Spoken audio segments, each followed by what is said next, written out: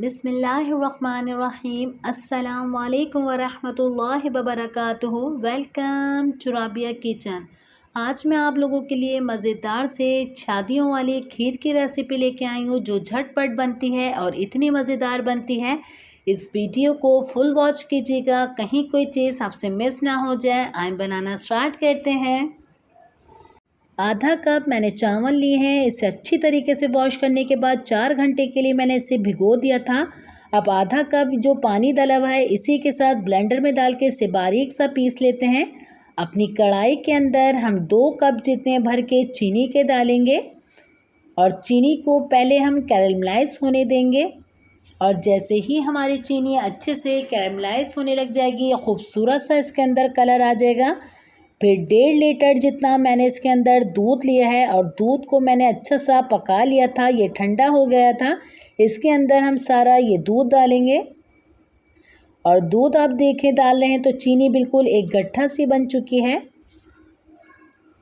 बिल्कुल घबराने की ज़रूरत नहीं है। तेज़ आंच पे जब दूध बॉयल होता चले जाएगा तो दूध के अंदर कलर आते चले जाएगा, चीनी हमारी सारी हल हो जाएगी इसके अंदर, इसलिए आपको डरने की कोई ज़रूरत नहीं है। ये देखिए हमारे दूध के अंदर कितना अच्छा सा कलर आ चुका है। अब हमने जो चावल को पीसे थे सारे चावल हम इसके अंदर डाल देते हैं। 1 चम्मच भर के हम दूध लेंगे और इसी ब्लेंडर के अंदर डाल के सारे चावल को अच्छी तरीके से इसके अंदर से निकाल लेते हैं। सारे चावल डालने के बाद 10-15 मिनट तक बिल्कुल हल्के आंच पे इसको हम पकने के लिए छोड़ेंगे कि जो हमने चावल को पीसा है ये चावल प्रॉपर इसके अंदर गल जाएंगे। इतनी देर के लिए छोड़ेंगे और चम्मच आप वक्फे वक्फे से हिलाते चले जाएगा, क्योंकि हमारी खीर नीचे लग जाती है तो बहुत अजीब सा फ्लेवर आ जाता है इसके अंदर। और आप देखें इसके अंदर गाढ़ापन आते चले जा रहा है। मैं वक्फे वक्फे से इसे हिलाते चली जा रही हूँ। 5 मैंने छोटी इलायची ली थी, मैंने इसे पीस लिया है, ये डालेंगे। बहुत अच्छा सा फ्लेवर आता है इलायची से। अच्छी तरीके से इसको मिक्स कर लेंगे और आप देखें हमारे चावल भी अच्छे से इसके अंदर सॉफ्ट हो चुके हैं। इसी के अंदर हम ज़ाफ़रान डाल देंगे। अगर आपके पास ज़ाफ़रान नहीं है तो ज़ाफ़रान का एसेंस आता है वो डाल दीजिए इसके अंदर। अगर वो भी नहीं है तो केवड़ा डाल दीजिए। इस वक्त आप अच्छी तरीके से इसको मिक्स कर लेंगे। लकीर का फ़कीर बनने की हमें कोई ज़रूरत नहीं है कि ज़ाफ़रान नहीं है तो अब ये खीर बिल्कुल नहीं बनाएंगे। आप इसके अंदर केवड़ा भी डाल सकते हैं, रोज़ एसेंस भी डाल सकते हैं इसके अंदर। आप अच्छी तरीके से इसको मिक्स कर लेंगे और बिल्कुल चावल इसका गला हुआ होना चाहिए। और आधे घंटे बिल्कुल हल्की आंच पे ये पक रही थी। ये देखिए हमारी खीर की थिकनेस, इस तरीके से खीर की थिकनेस होनी चाहिए। ये ठंडी होने के बाद और गाढ़ी हो जाएगी। थोड़ा मुझे इसके अंदर मीठा कम लग रहा था तो इसके अंदर मैं कंडेंस्ड मिल्क डालूँगी। अगर आपके पास है तो डालिए, ऑप्शन है, नहीं है तो स्किप कर दीजिएगा।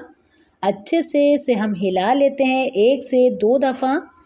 इस रेसिपी को ज़रूर ट्राई कीजिएगा, बहुत मज़ेदार लगती है ये खीर।